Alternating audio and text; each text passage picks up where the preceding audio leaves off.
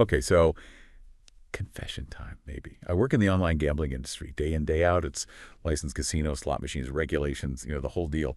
So you'd think I'd spot a rigged game a mile off, right? But the other night, I'm on my couch, phone in hand, just tapping buy again on this little digital treasure chest in a game. And every single time, pop. Cartoon explosions, confetti, and another useless duplicate item, something I already had. Just one more, I kept thinking. The next one have to be the rare skin. An hour goes by. I check my balance. I'm $78 in the hole. And all I've got is this, I don't know, this sinking feeling. Shame, really. And I right then, staring at the screen, it just clicked. The two sides of my life just sort of collided. That exact same psychological hook, the one that powers a Vegas slot machine. It was right there, in my hand, dressed up in bright colors, sold as a fun extra. And that feeling like I was being played by something that felt way more like a casino than a game. It made me realize this line, the one between gaming and gambling, it's gotten really, really blurry. Dangerously blurry, maybe. And I think it's a line we absolutely need to talk about. So today, that's our deep dive. We're looking into that fuzzy, blurry line between video games and gambling. Specifically, these things called loot boxes, digital treasure chests, basically. We're going to unpack the legal mess, how they're defined. We'll look at the clever, maybe cunning, psychological design behind them. And yeah, the ethical tightrope that these big game companies seem to be walking. Our mission, if you want to call it that, is to figure out why these things are totally fine in one country, but banned in another. And what that means for you. Whether you play games or you're a parent or you're just kind of curious about how this digital world works, we've got a whole stack of stuff to draw on: legal reports, inside accounts, all sorts. We're aiming to pull out the key insights for you, maybe even find some surprising bits along the way. Okay, so let's start with this global legal puzzle. It's kind of wild how different places define something that honestly looks a lot like gambling to most people, but often isn't treated that way. Think about this, right? Imagine two cousins chatting. Leo's in Belgium, Mark's in the US. Mark's all excited, texting Leo about these new loot boxes coming to their favorite game. He's like planning how he's going to get this super rare item. And Leo just texts back, basically, what loot boxes? We don't have those here. They're illegal. Yeah. And Mark's just floored, right? It's not just some minor difference, like a different server region. No, it's fundamental. Exactly. It's a huge split in how governments are looking at these game mechanics. A whole complex legal thing based purely on where you live. It has a fascinating contrast, isn't it? The exact same digital item, same presentation, same game. But in one place, it's just part of the fun. In another, it's literally illegal gambling. It really throws a spotlight on the challenge governments face with this stuff. How do you apply laws, often written decades ago for, physical casinos or lotteries, to these digital intangible things? And the core of that difference really comes down to how you define gambling itself. Absolutely. So let's break that down. What does this difference really mean in practice? Here in the U.S., gambling law usually boils down to three things, right? There's consideration. You pay something, usually money. There's chance, a random outcome. And there's a prize. You can win something that has value. The classic triad, yeah. Right. So you look at loot boxes through that lens. You pay real money, check. There's a random reward inside, check. And you can win something, a cool skin, a powerful item, whatever, that definitely feels valuable within the game, check. So it kind of seems like they tick all the boxes, doesn't it? You put your money down, the digital dice roll, and you hope for the best, but usually get, junk. Seems straightforward. And that's exactly the conclusion that countries like Belgium and the Netherlands reached. They drew a really firm line. They took their existing gambling definition, those same three elements, and applied them directly to loot boxes. And they said, yep, this fits. This is gambling. And what's important here is they weren't really making new laws for video games. They were just saying, our current gambling laws cover this. So that led to direct action. They either banned them completely or they put really strict rules in place. Things like demanding companies show the exact odds for every item. Or even regulating the purchases themselves, saying unless the items have zero real-world value, which is a tough argument to make, they fall under gambling laws. It's a very direct approach. It reminds me of, those energy drinks. A new one comes out. In one country, it's just a drink, maybe some caffeine, whatever, fine. But in another, because it's got some specific ingredient, maybe a powerful stimulant, boom, it's legally classified as a pharmaceutical. Ah, right. Subject to way stricter controls. Exactly. Age limits, warnings, the works. Even though it's basically the same drink. Yeah, that's a good analogy. It shows how differently these things can be interpreted. And it's not just about legal technicalities, is it? It feels like it's rooted in a genuine worry about harm, especially with kids playing these games. They're trying to draw a line based on protecting people. Okay, and this is where it gets, well, almost comical sometimes, how the industry reacted. Do you remember that big moment when EA, the big game company, went before the UK Parliament? Oh, yes. The surprise mechanics hearing. Exactly.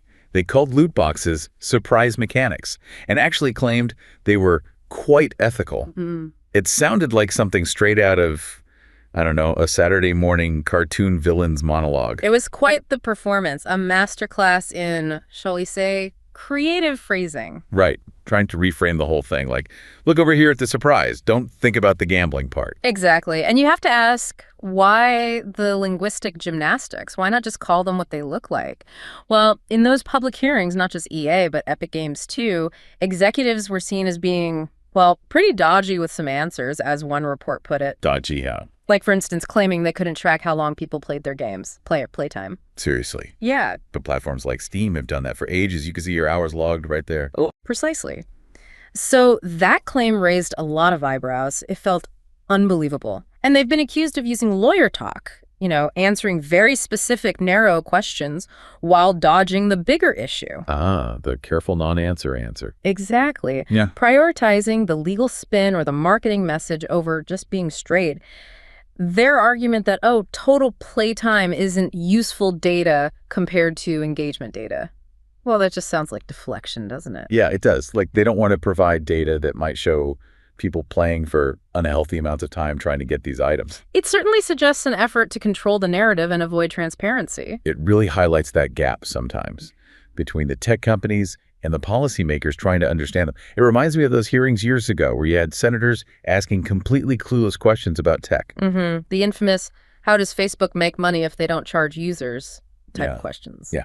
Or that bizarre one about a kid's iPhone showing a picture of her grandfather with weird language, implying the game somehow did it. Right. It just shows this huge disconnect sometimes. The policymakers often don't grasp the tech, and the companies, well, they can exploit that confusion. It's like they're speaking different languages. Yeah. And the industry benefits from that fog. But we should be careful not to oversimplify that. It's easy to just paint the policymakers as clueless. That's a fair point. Does that let the industry off too easily? Well, it can be a convenient shield for them, right? Oh, they just don't understand. But some policymakers are getting much sharper. They're consulting experts, they're learning the lingo. The pace of tech is just incredibly fast, though. Legislation struggles to keep up. And the industry does have arguments they lean on heavily. Like what? Like pointing out many items are just cosmetic. They don't affect gameplay, supposedly. Right. It doesn't give you an advantage argument. Exactly. Or that the value is purely virtual, you can't cash it out. So no prize in the legal sense. That's their main line of defense. If there's no real money value, it's not gambling. That's the argument. But, as we saw in Europe, some courts are looking past that. They're looking at the effect on players, the behavior it drives, not just the technical definition of the prize.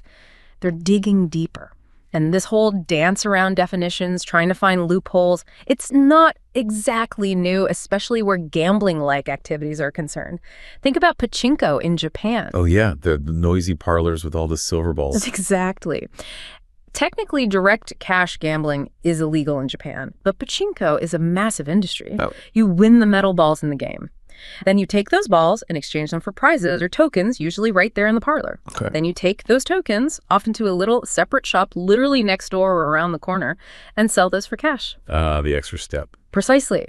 It's gambling. But with this carefully constructed workaround, it allows this huge industry to exist within the letter, if not the spirit, of the law. Wow, so it's legal maneuvering. Yeah. It kind of reminds me of places in the U.S., like Alabama you mentioned, where casinos are legal, but bingo is okay. So what happens? You get these places with rows and rows of machines that look exactly like slot machines. Yeah, flashing lights, spinning reels. But they claim they operate on bingo logic. Right. They're technically electronic bingo games. Right. Special slot machines that work on bingo logic. It's openly done. It's like calling a duck a chicken just because it walks on two legs. Yeah. It's basically a casino calling itself a bingo hall. It's loophole logic. Finding ways to be technically not gambling.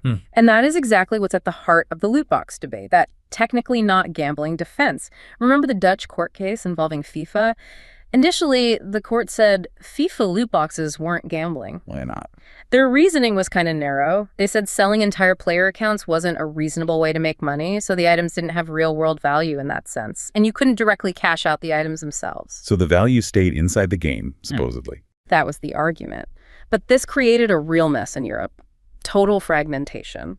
Because of rulings like that, you ended up with some games, like Diablo Immortal or Blue Archive, being pulled from the Netherlands. Why them specifically? Either the publishers decided not to comply with specific Dutch rules on odds disclosure or other things, or maybe they just didn't think the Dutch market was worth the hassle for those particular games. So some games are banned, others with similar mechanics aren't? That's confusing. Very. It creates this patchwork system. And players, they get resourceful. VPNs, right? Exactly. Players use VPNs to pretend they're in a different country, or they create App Store accounts registered elsewhere. So they can still get the games or the loot boxes that are banned locally.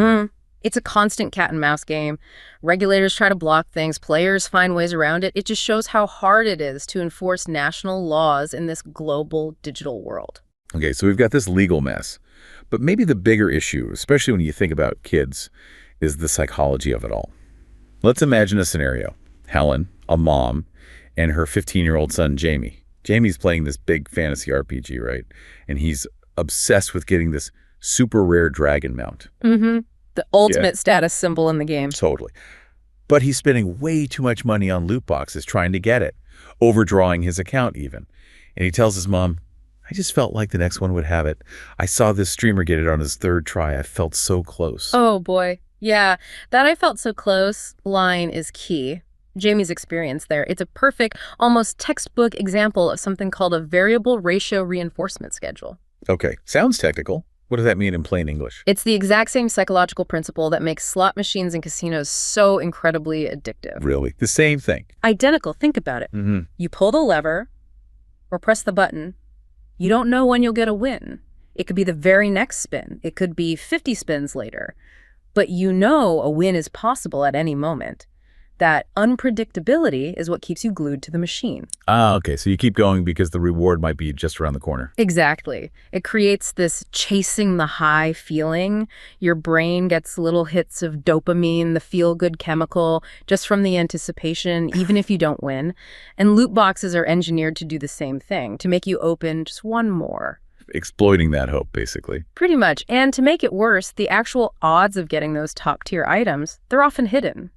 Or they're buried in tiny text somewhere you'll never look. Like that person you mentioned who opened 28 boxes. Yeah, they opened 28 boxes chasing a specific legendary skin, only to find out later, probably from some online forum, that the actual odds were 1 in 50. Wow. So they weren't even close, really. Not statistically.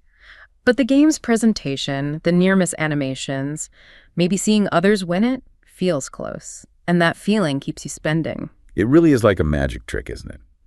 The magician wants you focused on the spectacle, the illusion of chance, not the mechanics behind the curtain. But here, the trick isn't just for entertainment. It feels like it's designed to, well, subtly empty your wallet. It gives you an illusion of control. You choose to buy the box, you choose to open it. But the underlying system is carefully built to guide you towards spending more. You think you're playing the game, but the system is playing you. That's a good way to put it. And this leads to a really critical, maybe uncomfortable question. Why do we find these sophisticated, psychologically manipulative systems in games rated E for everyone or T for teen? Yeah, that seems wrong, doesn't it? Developers know kids love the excitement of opening these things, the bright lights, the sounds, the surprise, and it really looks like they're actively targeting younger players, nudging preteens towards these microtransactions, flashy animations, promises of epic gear. It's all very alluring to a young mind. They know their audience. And the data backs up this concern. There was a big UK Gambling Commission report in 2023. It found over 40% of young gamers they surveyed had bought loot boxes. 40%, that's a lot. It is. And here's the worrying part. Those kids who bought loot boxes were significantly more likely to show signs of problem gambling behaviors later on. Wow. So there's a real link. There appears to be, yeah. And it's not just the UK. Research in the US has found similar links between loot box spending and a higher risk of gambling addiction in adults, too. It seems to be a pathway. A pathway that starts really young. Exactly. And adolescents are particularly vulnerable. Their brains are still developing. The parts responsible for impulse control, for understanding long-term consequences, they're not fully wired yet. So they're less equipped to resist these things. Precisely. They're naturally drawn to novelty, excitement, maybe even risk-taking. Sensation-seeking is normal at that age. But when you combine that with these unpredictable reward systems, these near misses, it can be a dangerous mix. It can potentially lay down patterns for addictive behavior later in life, not just with gambling, but maybe other things too. That is genuinely alarming. It's not just about kids wasting pocket money. It's about their mental health, their relationship with money, developing potential compulsions down the line. You mentioned the UK Parliament Committee chair. The chair of the Digital Culture, Media and Sport Committee. What do they say again? They put it very bluntly. Buying a loot box is playing a game of chance, and it is high time the gambling laws caught up. Wow. Just calling it what it is, a game of chance. Yeah. A clear call for action, recognizing the potential harm, especially to young people. So, if we know this is happening, what are we actually doing about it? How are we trying to help young people who might be at risk? Well, if you connect this to the bigger picture, the honest answer is probably not enough. There's a real lack of comprehensive strategies specifically designed for kids and teens facing gambling-related harm from things like loot boxes. So the support isn't really there. It's patchy. There are efforts, mostly school-based education programs, but frustratingly, there's not much research on whether these programs actually work long-term. We don't know if they make a lasting difference. We're teaching them, but we don't know if it sticks. Kind of. Most of the studies we do have come from North America, the US, and Canada, and Europe, and they're mostly done in schools or universities. What about kids not in those settings? Exactly. That's a big gap. What about kids who are struggling with other things too, like anxiety or ADHD? Those issues can make addictive behaviors worse. So what do these programs actually teach? They usually try to educate kids about the risks, obviously. They try to correct common misunderstandings. Well, thinking you're due for a win. Exactly. That's the gambler's fallacy. They explain randomness, probability, basic concepts. Sometimes they use psychological approaches too, like cognitive behavioral therapy, CBT, to help kids change unhelpful thought patterns. Has anything shown promise? There have been some successes, like app-based programs helping vocational students cut down on gambling, especially when the app felt relevant to their lives.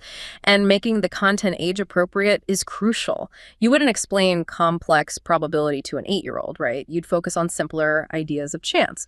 Older kids can handle more depth. Makes sense. And cultural context probably matters too. Absolutely. What works in one culture might not work in another, so it's really complex. We're still figuring out what actually works best for which kids and why. It definitely sounds like we're just scratching the surface, like we're way behind the curve.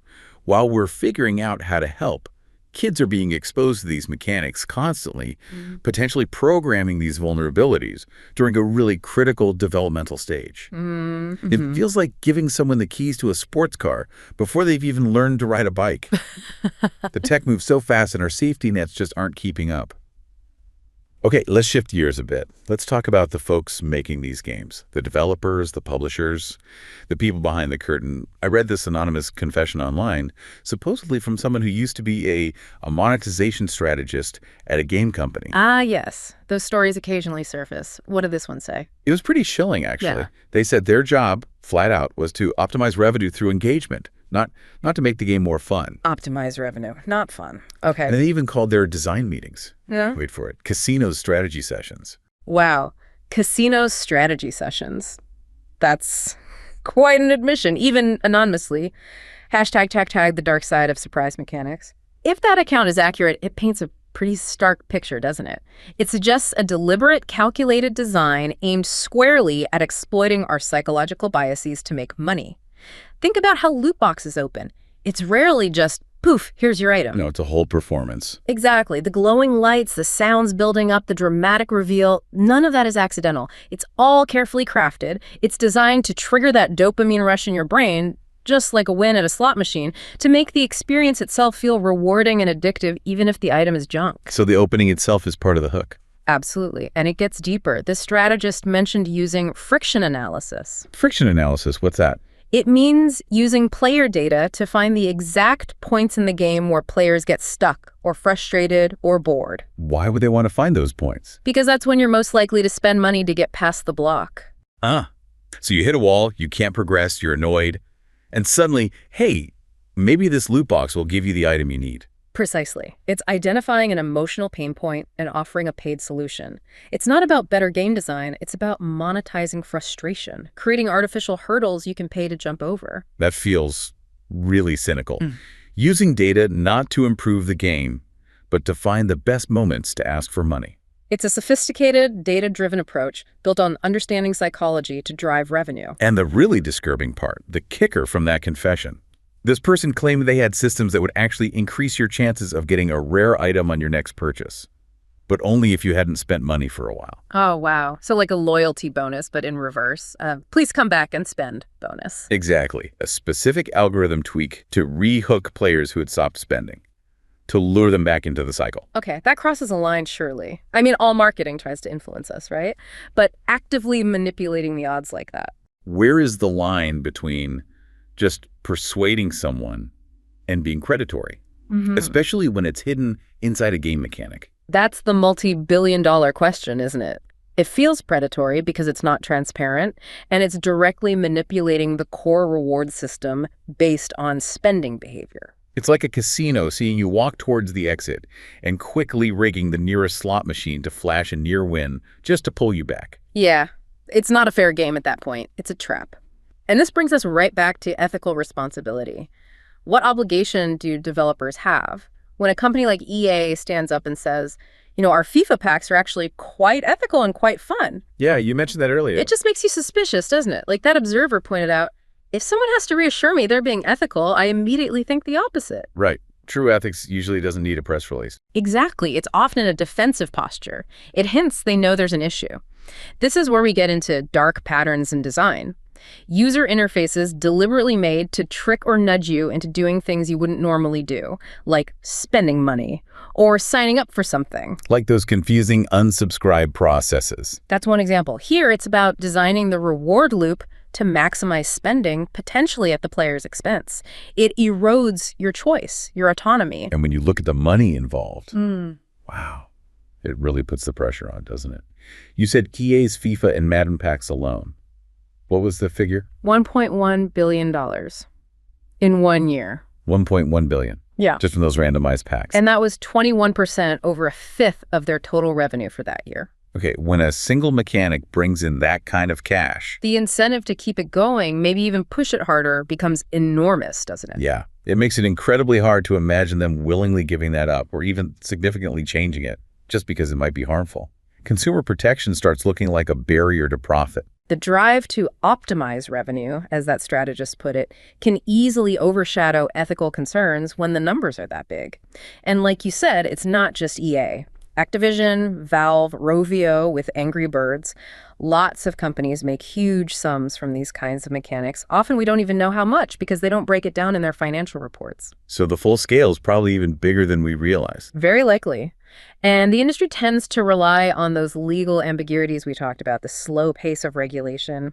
And they often fund or point to research that supports their view, cherry-picked findings, you could say, to resist regulation and keep the money flowing, keep the Grady train going. Right. Fight regulation tooth and nail. And even when companies say, oh, our loot boxes are cosmetic only, like Valve does with Counter-Strike. Yeah, it doesn't affect gameplay, it just looks cool. Right. But even that isn't the full story, because those cosmetic items, those skins, they develop real monetary value outside the game. On third-party websites. Exactly. There's a huge unregulated market where people buy, sell, and even gamble with these skins as if they were casino chips. Skin gambling, I've heard of that. Yeah. And from a gambling harm perspective, it's been called a thing nightmare. Because even if the game itself isn't gambling, it becomes the source of the chips for this massive, unregulated casino ecosystem. So the game enables underage gambling, fraud, all sorts of problems, even indirectly. It creates this incredibly complex problem. The developers might say, that's not us, that's third parties, but their game is fueling it. It shows how these virtual items can have very real, very damaging real-world consequences. Okay, so this is all pretty heavy stuff. Legal mess, psychological manipulation, ethical gray areas, huge money. We're not saying ban all video games or anything, right? But it feels like things need to change. There have to be better ways. Absolutely. There are clear areas for improvement, responsible steps the industry could take. First off, transparency, right? It seems obvious. You'd think so. Players just need to know the odds up front, clearly displayed, not buried in page 27 of the terms of service. Like walking into a casino and seeing the payout odds right there on the machine. Exactly. You should know if your chance of getting that awesome item is 1 in 10 or 1 in 10,000 before you spend your money. And we've seen companies get fined for not doing this, right? You mentioned Genshin Impact. Yeah, a $20 million fine in South Korea for hiding loot box mechanics and misusing data. So this isn't just a nice to have, it's becoming a legal requirement in some places. Second, what about age gates? Crucial. If it looks and acts like gambling, it should be treated like gambling. That means 18 plus Bintor, surely. You regulate scratch cards, you regulate sports betting. Why is this different just because it's in a game? Exactly. The flashy graphics don't change the underlying mechanic. Protect kids, period. Third, maybe spending limits, or at least warnings. That can make a big difference. Let players set their own caps. Don't let me spend more than $20 this month.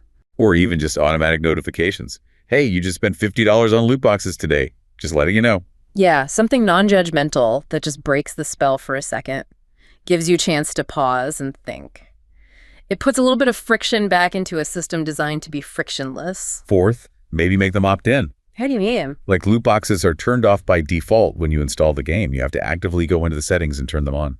Ah, interesting. So it requires a conscious choice, informed consent, rather than just being part of the furniture. Right. Puts the control back with the player. And finally, just better game design. Yeah. Can we move away from pay to win? Meaning, stop designing games where you feel like you have to gamble on loot boxes to compete or progress meaningfully. Yeah.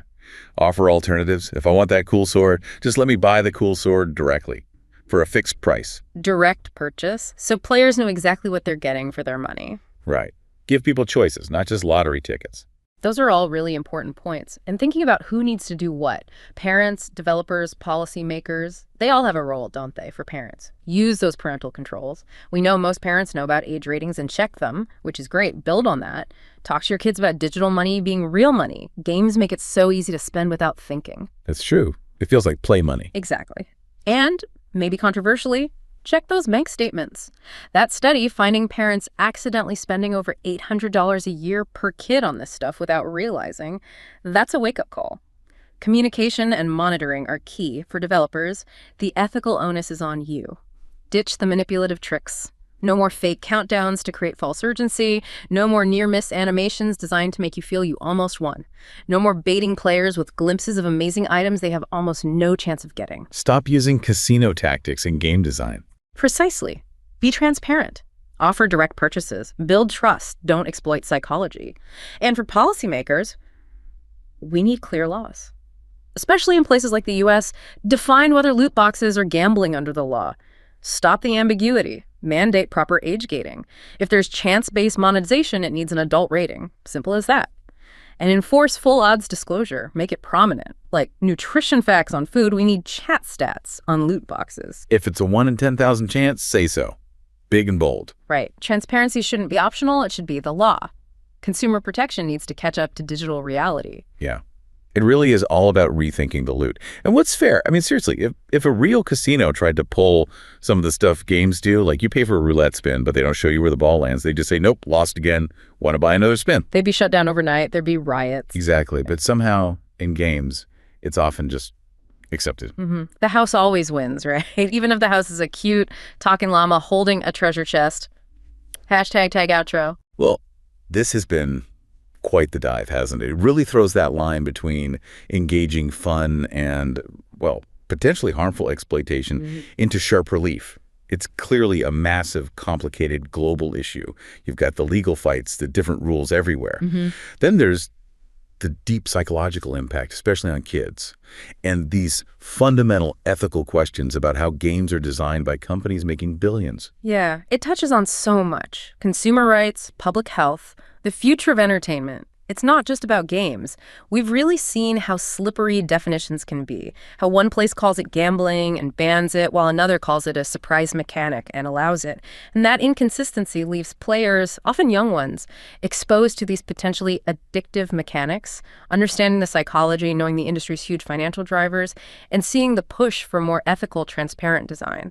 It's all crucial stuff for anyone interacting with this digital world today, which is pretty much everyone. It's a landscape that's definitely still evolving, still shifting, but maybe the key takeaway is just to be more aware. As you play games or as you watch your kids play, maybe think a bit more critically about how these systems are designed. What looks like just a fun little extra might be using some pretty powerful psychological hooks, the same ones used in casinos for decades. The big question for all of us, I suppose, is as this world keeps changing, where do we as a society decide to draw the line? What standards will we demand from the companies shaping so much of our digital lives?